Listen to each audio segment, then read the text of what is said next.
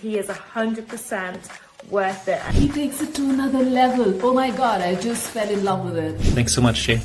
Blew my mind. And it worked. I wanted to buy my thing. Jay is, I would say, the Yoda of sales calls, man. Just talking to Jay, he was so good at just taking what it is, seeing the opportunity and the value and the real reason we are making it. Talk to Jay, because he got it. He can definitely help you out. Talk to Jay. You're going to get a lot. You're going to gain a lot. I would absolutely recommend him for any position that you have. Jay's definitely the guy. Give him the chance, give him the opportunity. You won't regret it. He's good at what he does, so I highly recommend him, and I would book him before he is fully booked out.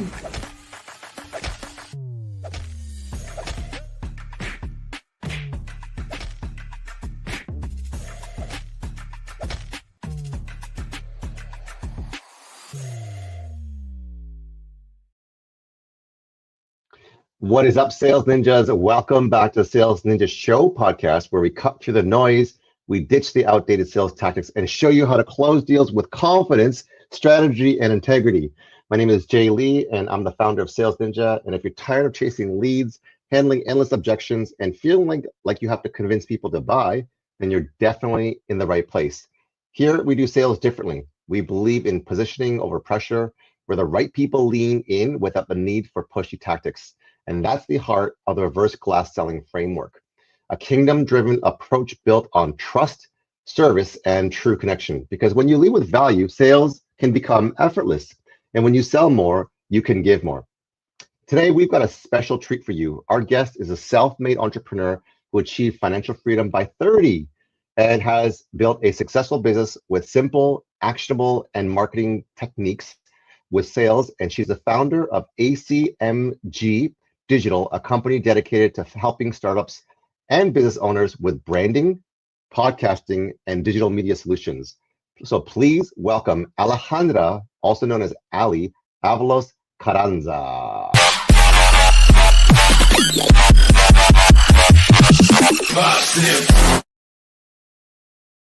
Welcome, Ali, to the Sales Ninja Show podcast. How are you doing today? Hey, good. Thank you for having me on. I'm excited. Awesome. So you have accomplished a lot more than a lot of different people by the age of 30. Correct. So why don't we start from what was the journey to go from there? Was it like you were a born entrepreneur? You were selling lemonade at the corner of your house at 3 years old? Where did it all start? Yeah, thank you. Thank you for having me. So yeah, my story started in sales and banking. Actually, as soon as I finished high school, I went right into sales with a temp agency that said, hey, we need somebody to fill this position for a bank, and they need someone who can talk to people. I took the position, and I didn't know what I was doing. I was like, okay, well, let's do this. They said, you're going to sell checks over the phone. And I said, what? What does that mean? Wow, really? They're like, yeah. They're like, so people are going to call, wealthy people are going to call, and you're going to pitch them these nice vinyl wallets and get them to buy checks. And I started doing it, and like in less than a month, I was always the top sales. So I realized that was my niche. That was my talent. And I use that. Sales is what brings, everything to the company. That's the bloodline of a company. As soon as I started doing it, I just said, hey, let's try insurance now. I did insurance for a while. I thought it was very boring because it's very dry. But the best one that I liked was real estate, because not only can you sell it and you can make money, but you can acquire it and make money. Yeah. So I did that very early on, my 25. And then as soon as I couldn't get my hands on a property, I got one, even though it was like a fixer-upper, co-investment. But that was my first stepping stone to the next property, which is a short-term rental. So when you own short-term rental properties, you get paid from them, and you can possibly quit your job. And I did that. You quit your banking job? I quit my regular job in the real estate, like 9 to 5. Like I was finding leads for many real estate agents. And I said, I don't want to do this anymore for someone. I'm going to start investing and let the properties work for me. So how many properties or investments are you at now, and how is that working out? So it's 8 in total, and they're all co-investments.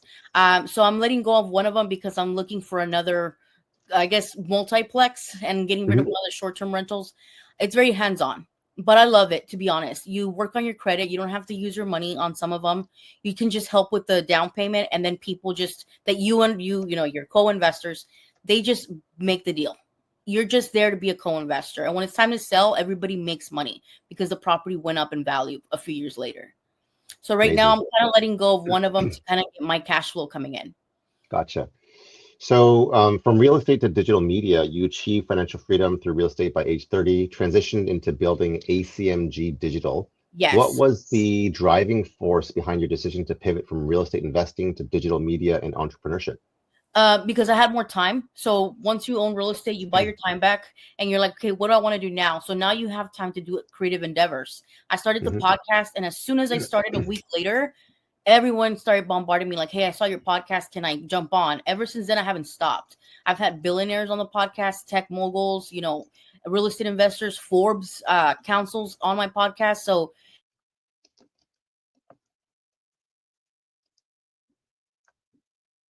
Oh, are you still there, Ali?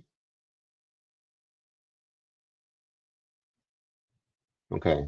This shows you that we are a live stream podcast interview, and these are the kinds of things that can happen, the hiccups, the tech issues. So Alejandra, I still see you in the studio. I just don't see or hear you anymore.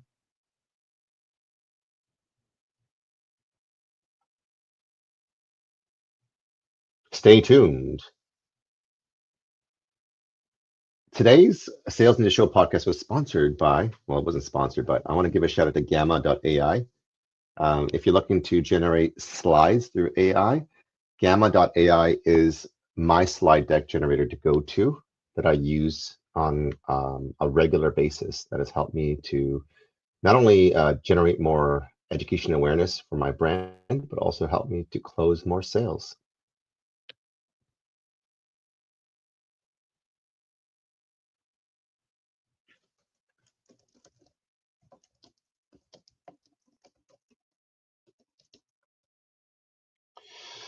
Okay, so people who are watching, feel free to leave any comments or questions. We have Ali, who is a entrepreneur and has been financially free since the age of 30 because of real estate and investments. She currently has 8 co-investments in total, and she's looking to invest in another multiplex where you don't need to use your own money. And she has launched ACMG Digital, a digital marketing agency that is going to be helping people from lead gen to sales. I was talking to her offline. It's an incredible offer. But as important and impressive is her exponential growth on her podcast, where she has over 50,000. Let me just look at the numbers here. She has over 50,000 streams across more than 49 countries with industry leaders like Bitly CEO Mark Josephson and billionaire tech moguls and people from Forbes Council. She has done an incredible work to be able to host people on her ACMG Digital podcast, where she shares insights on tech, entrepreneurship, and business development. And in her early 20s, she was able to achieve this financial freedom through empowering startups, through helping business owners grow, through strategic branding, podcasting, and also digital media solutions. And she's achieved a lot in a very little time. And her upbringing was in sales within the banking industry, which is the same as where I started. I started in credit cards and helping with a national sales effort there for the largest bank here in Toronto, Canada, where for her, Ali was selling checks to wealthy people on the phone, which I find very intriguing. That doesn't sound like an easy job by any means, but she got really good at it and became the top salesperson and found her talent. And I just want to say for everyone who's watching here on this podcast that sales is one of the very top 1% skills, in addition to generating leads or booking appointments, which is another top 1% skill. When you have both the marketing and the sales, which is the lead gen, booking appointments, to closing sales, you have the double-edged sword with the top 1% skill to be able to generate predictable income on demand. and sales is the vehicle in which, John Rankin, my previous podcast interviewee, was saying that within like 18 months, anyone can even make six figures.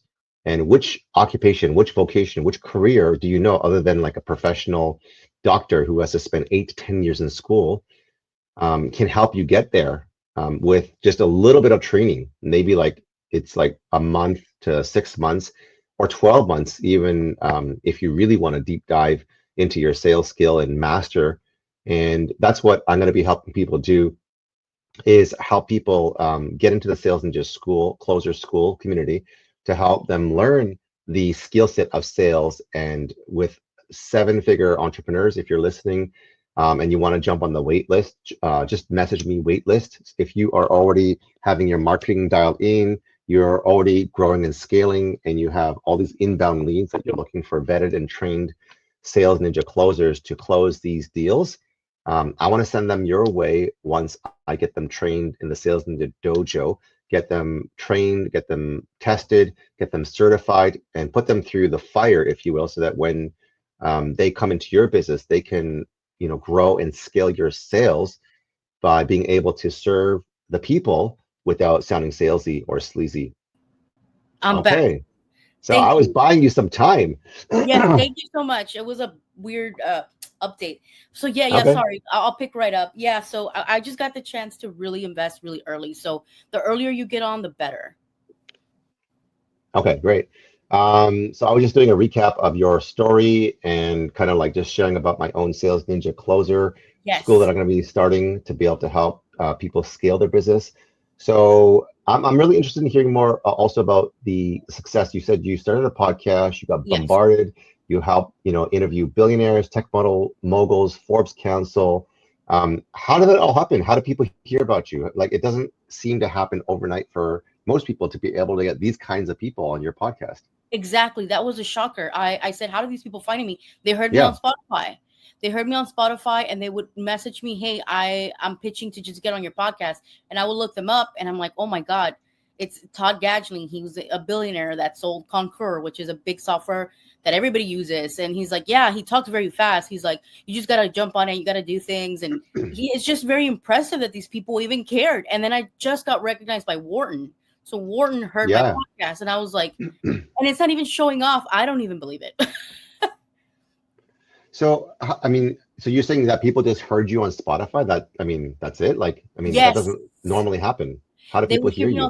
They will hear me on Spotify, or an agency will contact me saying, hey, I heard your podcast on Spotify, and I want to pitch my guests. And I decide whether I want to bring them or not. But it's all through Spotify. And we're now at, I think over surpassing 100K streams in a year. That's still pretty good. Oh my gosh. Yeah. That's amazing. Thank you. Like, it's just hard work, Jay. I mean, you got to get on. You got to just talk to people. and you said you're doing a lot of podcasts. How many are you doing? Is it per week or per day or? So per day, I get about 10 inquiries. So we try to do at least 4 a day. Wow. Yes. You're an absolute savage.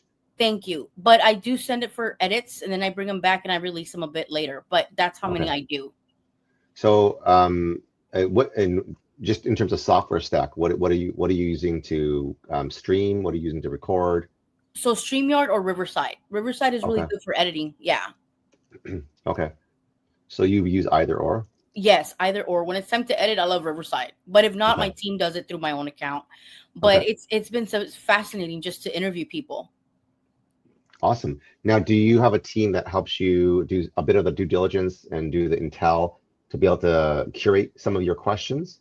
Yes. So I usually tell them, hey, if it's a tech person, let's get a questionnaire where it's about their company. What is it that they're needing? If they're reaching the right sales, or if it's just, someone that's important, how can we highlight their day? How can we highlight if they have a book? Something that we can highlight and bring value at the end of the day. Amazing. And one thing that I heard you say that I think is very powerful is monetizing your podcast, because a lot of people are not doing that, and they're not getting the streams, they're not getting the you're getting all the things that people dream for, which is the engagement, the special guests, the notoriety and the exposure, as well as monetization. Can you talk and teach us about more of that? Yeah, so basically the monetization, it occurs. Don't make that your goal though, because if you're making that your goal, it's going to be very rough for you. Just focus on bringing value, and then hire people that can help you promote it, and then you'll start monetizing. Once you start monetizing, put it back in the podcast so you can get better equipment, better things for your podcast. But it's possible. You just have to keep repetitive, do it over and over again. But being monetized and then being recognized, and we just got sponsors on, I mean, it's awesome. But it all comes down to how what visibility are you giving your guests? You know what I mean? Like, what exposure? So at what point do people, sponsors, recognize you to be able to say, hey, I'd love to put an ad or a sponsor in your podcast? Just when they interview me, they're like, hey, I like what you're talking about. It makes sense. You've done it before.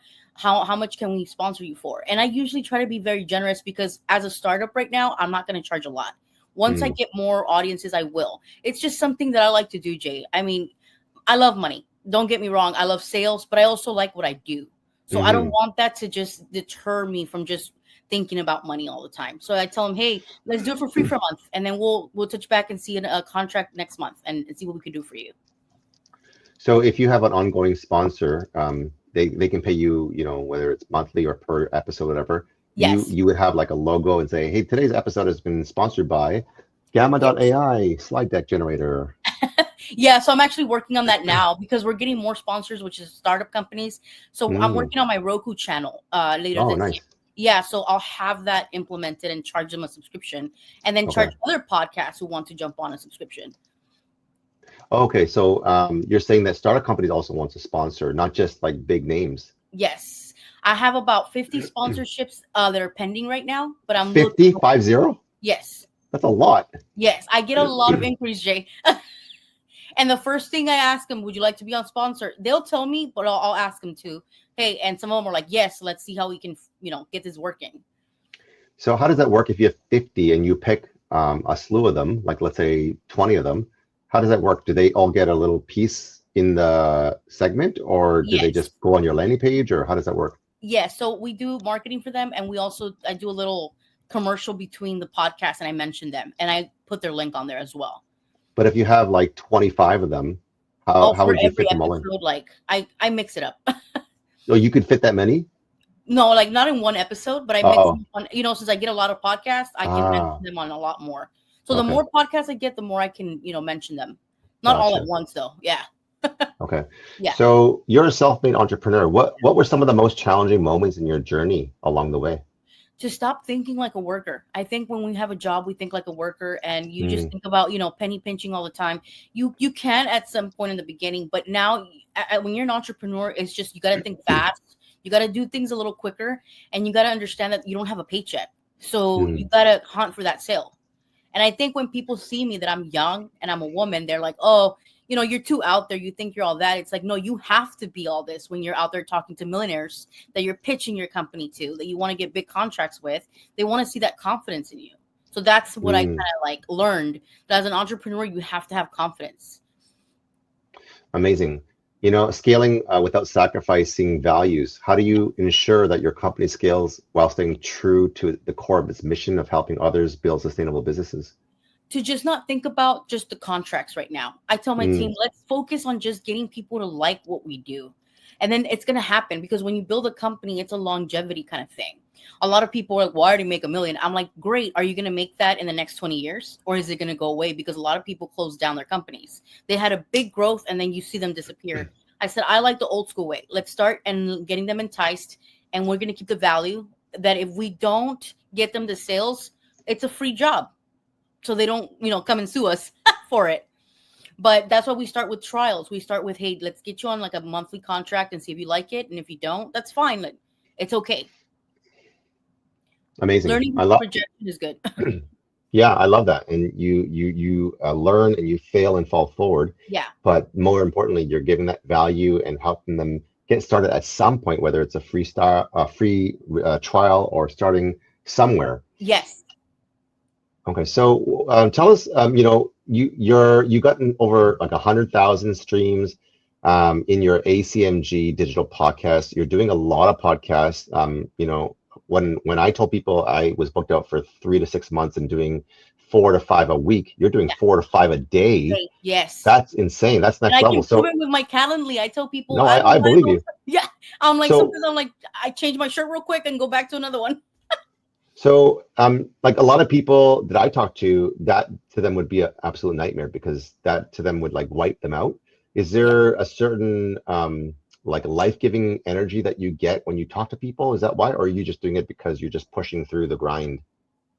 I just think that it's in me. It's my purpose, Jay. I think it's the purpose that I found, but also because I don't have a job and I live from my investments, I have more time. So it allows me to do this full time. So people are like, who's funding you? I'm like, I wish somebody was funding me. What happens is I live structurally. I have my investments pay me every month. I own my car outright. I don't have bad investments. I don't spend my money like dummy, just consuming. I reinvest it in businesses that are going to give me money while I can do what I want. Because time freedom is the best thing you can do when you're young. 100%. Yeah. Now, because you talked about scaling and wanting to build a team of maybe 200 plus employees, which I love. Yes. When you're hiring for success, what are some of the qualities? I know you've already hired some people to help you build out your ACMG Digital agency. What are some of the qualities that you look for when you're hiring your team? I think it's just the hunger that they have. You don't need to be experienced, but if you're out there like I'm new, but I want to learn, I'll teach you how to do it. You can learn sales. It's a skill. But if they don't have that hunger, like a lot of Gen Zers right now that I'm hiring, I'm actually letting them go because they have this facade that things happen. That I have an app, it's going to work for me. I'm like, no, you still have to get out there. You still have to email people. Even if you do have a system, you still have to follow up with people personally at some point. And I think this AI is awesome. I use it. I promote companies with AI, but we're losing the fact that you still have to work at something. And if they don't have that hunger, I don't hire them or I let them go. Because I've had several where they have the hunger the first month and the second month I have to kind of push them. So yeah, I think just keeping that hunger there for these kids. So you hire young people? Is that predominantly who you hire from? Yes, a lot of older people I do, but I do a lot of young people too because those are the most population right now. That's all. The Gen Zers are the ones doing the virtual assistant and the lead generation now. But when I do, I make sure that they're hungry and they're mature. But if not, like I said, 30-year-olders are fine. But I'm learning that they're very, very delusional when it comes to real world scenarios.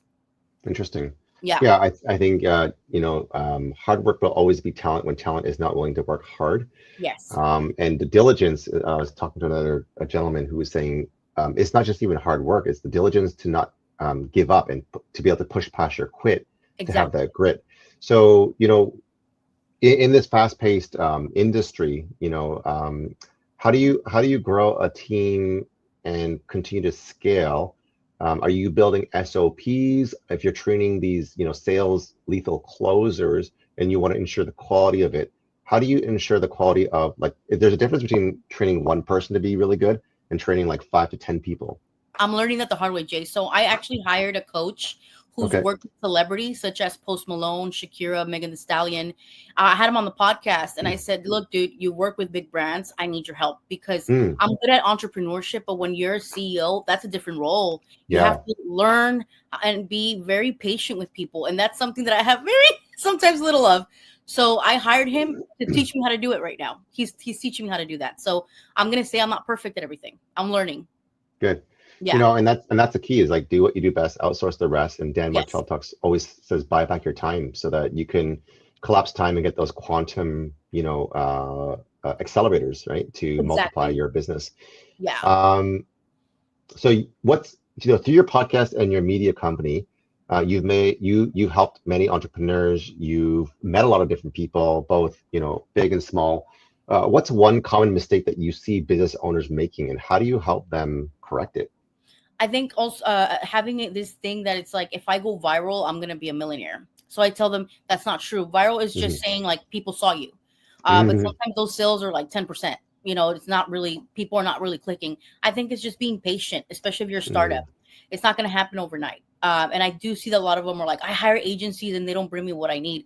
I'm probably you're expecting a lot more than you should be. You should be realistic about it. So a lot of them are kind of unrealistic, not 100%, but a good 60% of them. Yeah. So maybe there's a part that needs to be educated where people are looking for that quick, like you said, that fast money. Yes. You said yourself, you don't like fast money. You like old money. You like, cash. You like, not a millionaire today, but tomorrow, and longevity with like MRR. Yes. Can you share a story of a client or entrepreneur that you work with who has achieved that kind of significant success through some of your strategies and solutions? Yeah, so I mean, I've had a lot of them. So now I'm like actually going back. The one that I just interviewed not too long ago, he actually became wealthy with real estate, and he told me like, dude, like I can't talk to people that are not invested in real estate. And I told him in the beginning, like, you need to invest to get your time back. And once he started doing it more and more, he's like, you're right. Like at the end of the day, my time is what matters. It's like once you stop thinking of I need to be on the clock and I need to make money like that, you don't think about it like that anymore, Jay. I think the wealthy don't work for money anymore. They work for assets, investments, and they grow those. So I saw him just grow from that. And now he's just like on TEDx, talking about his story. I have many young ones too that I can't think out of my mind, but they always tell me, dude, I see you. And I like to just keep going and grinding. And I tell them, you're working, but you're working smartly. Like, I'm like, you see me out here tired, but I'm not working like I used to. Yeah. And I used to work a lot and make nothing. And that's the worst. Yes. And we were talking about you interviewing all these different tech moguls and billionaires, and one of my mentors has been able to make $1 to $2 million days, and he speaks like 1.75 2x. I speak really fast too. Yes, you and do. He said, and so I like that you and I can speak fast because we can get more done in less time. It would take double, triple the amount of time for other people sometimes. But what I love about him and what he said, and this is not this is a bit crass, is like he goes, when he talks to people who are intelligent, we can get a lot more done in a lot less time. Whereas when he has to talk to other people who are not as intelligent, it's like it's so frustrating because like, okay, everything that you said, you could have just said it in like 3 words or 30 seconds, right? Yeah. So stop wasting my time. And that's how I can tell you're in sales, because sales is fast. Yeah. So that's a perfect segue. So when we talk about simplicity in sales and marketing techniques, what's a simple yet powerful strategy that every entrepreneur can implement to improve their sales or marketing efforts? Know your customer. Once you know your customer, everything's going to be easy from there. It's going to be hard if you don't know your customer, because you're going to be like, what am I even talking about? But if you know who you're selling to, everything's a domino effect. You're like, I know the marketing, I know the branding, I know the pitches now. Just know your customer. That's like an old school kind of tip. I love it. Yeah. And because the future of digital media, and you've built successful companies, especially in this ever evolving digital media landscape, what are some of the trends that you see shaping the future of marketing and branding, let's say in the next 10, 15 years? Definitely AI. AI is going to be pushed a lot. It's going to replace a lot of people, but it's also going to create other jobs. That's what I tell people. Don't get scared. Like, it might take away some salespeople that are just normal, and you're going to automate it, but it's good because you're going to learn how to do other things, manage the AI systems. You're going to learn different things, but AI is going to change the way the customer and you connect, or your clients. It's a big thing right now. I have like AI companies that are like emerging like crazy. Yeah, it's never ending. To try to even keep up at this pace is incredible. Yes. So with podcasting, and the role of podcasting in your business growth, and with the rise of popularity with your 100K streamers, so how do you think businesses can best leverage podcasts to build their personal brands and reach new customers? Because that's what you're doing. I love that question, Jay. They use it. You can use it for communicating. You can use it for branding, but it's good because people all over the world are going to listen to you. So if you're a global company, you can start making your first sales through there. You can use a podcast to grow your network, your net worth. Just use it correctly and use it to the right audience, and make sure you have clips of people like, you can present on there. But I think every startup, every company today should have a podcast for sure, because they're going to go through your, website, and they're going to be like, oh, they have a podcast. Let me listen to what they're talking about. And they're going to listen to you. Yeah. That's how you grow. I think the thing that is missing is if we could wave the magic wand, because you have uncovered the secret sauce somehow, somewhere. And I'm not sure if you realize the genius that you have. Thank you. But most companies, most people who have podcasts, they can even tirelessly interview endless numbers of people and not make a dime, or not have an audience. So Exactly. what's some of the best practices or secret sauce to help people who are listening and they're like, Ali, I'm doing the same thing. I'm doing lots of podcasts. This is my 350th episode and I don't have the audience. I don't have the people. I don't have the monetization. I can tell them first, look at your analytics and see where you're at in the numbers first. You might want to change category, because that's what happened to me. At first I started in real estate, then I did entrepreneurship, and now I'm doing tech, and it's like my numbers just shot up. Sometimes you got to look at your content. What are you doing with your titles? Because the title also, that also is very important. And just look at your audience. Like, it's kind of like a sales gig if you think about it. Like, look at your audience. Who's your customer? What niche are you doing? I think it's very niche. You got to understand what niche are you doing. Once you find it, the people are going to pick up. So you pivoted from real estate to tech? Yes. Oh, okay. And tech, I'm going to tell you this, since you do a lot of sales, it's good to have tech in it, because you also interview startups, right? Yes. Okay, once you do that on either Spotify or it's going to shoot up, because tech right now is like hot. So do it. I advise you. It'll help you. Yeah, no, I'm taking notes. Yeah. But how does someone like me who has the Sales Ninja Show podcast do a pivot to tech? Like, is it a brand change? Is it a name change? Is it a SEO backlink? What is it? I had to rebrand. I had to rebrand from just my own personal brand to, I have a podcast that I'm not the brand anymore. It's just the podcast. I went from Chick Chatting Podcast to ACMG Digital. So I'm not the face of it. So eventually I'm going to have a team of people interviewing for me. And it's going to become, I'm just going to be, helping them out. And I'll have a lot of people interviewing 20 people at once.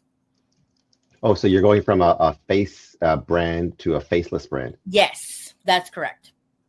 Okay. Because it takes the shine away from you. If you're not there, people are like, where are they?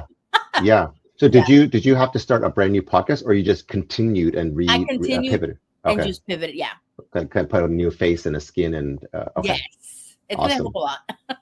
It's going to what, sorry? It's going to help a lot. Yeah. Okay. Awesome. Thank you for sharing that.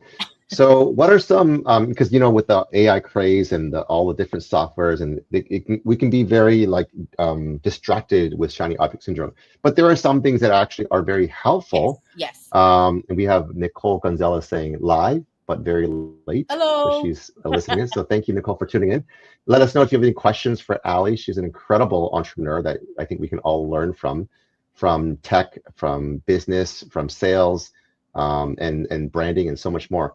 So what are some new tools or platforms or strategies that you're most excited about that you think will benefit entrepreneurs and startups, like you said, in the near future? I think OpenAI. I'm an OpenAI person. I'm a ChatGPT person. When I need ideas for a podcast, I look at ChatGPT and just, what can I do? How to structure it? I think that's going to help every business, startups, anybody, sales. It gives you ideas that you can kind of grow from. And that's going to be the future. You're just going to type a word and it's going to happen. It's going to get faster and faster and faster. But I think at the end of the day, we got to keep our human sense. Regardless, you still have to connect with people and all of that. Amazing. Yeah. I have a lightning round game show question where I'm going to ask you a bunch of questions to get to know Ali. Okay. And you just fire off. But the last question that I want to ask before we do that, and we're going to keep it light and fun, is, we're talking about impact, because, your work at ACMG Digital contributing to a larger purpose or impact. Is there a bigger mission or a why in your business, and what legacy are you hoping to leave? Oh, yeah, that's a great question, Jay. So my mission is to help as many startups as I can, eventually buy startups, and then kind of create like a Shark Tank where I have a fund where I'm always going to be funding startups. I hope one day to have so much money that I can help everybody, because that's what it is. I'm not going to take the wealth with me. I don't have children right now. So my legacy would just be leaving that footprint for the next person, especially immigrants. I think immigrant women, colored women, they don't have it easy. It's not easy at all.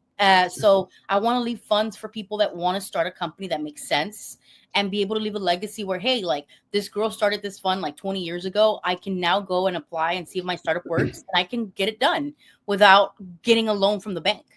It'll be free money for people that are actually looking to start a startup. I love that vision. If you haven't heard, I think you would really appreciate this guy, Simon Squibb. What's your dream? Yeah. And he's all about, I think he sold a company and made like 60 million, and he helps people for free by helping them start up their companies. And he'll just be on the streets in the UK saying, "What's your dream? What's your dream?" And then he'll fund them. and he'll follow up with them. That's And then, awesome. Yeah, and then it's kind of like when you said that it reminded me of Simon Squibb from What's Your Dream. So I think you can do that, and that's kind of what would be so much fun. Okay, so let's go into the lightning round as we close. So getting to know Alejandra Avalos. So daily routine. What does your typical day look like for you? Yeah. So I don't wake up earlier than 6 o'clock in the morning, and I don't take any calls before 10 a.m. So I get up, I look at the email, and then I leave it alone for a while. And then what I do, I read 40 Laws of Power. I still love that book. And then I go back to Rich Dad Poor Dad, where I kind of note some stuff down. I think it's important to just shut off your phone. So what I do, I look at it for like 10 minutes and then I shut it off for a while, because then you start getting in TikTok and all these things, and then your day starts really stressed out. So I like to have purpose. I don't wake up too early, but not too late. Okay. I'm not an early person. I'm more of a night owl. That's awesome, because a lot of people think that success looks like, the 4 or 5 o'clock a.m. club. And I love to hear that you're not that. I'm a night hawk as well. Yeah. And a musician, which is where all the creativity comes. Cool. So that's my excuse. And I always thought that, being the 5 a.m. was better. So I'm like, I'm trying to go to sleep earlier, trying to wake up earlier, but I just haven't been able to do it. Jay, but I ask people, I'm like, okay, if they wake up at 5 in the morning, how many people do you know that wake up at 5 in the morning, they're already millionaires? A lot of them aren't. It's just what you do with your time that you're awake. Yeah. You know what I mean? It's like execute in your time you're awake. Even if you wake up at 9, you're like, hey, by 10, I'm already selling. You know what I mean? Yeah.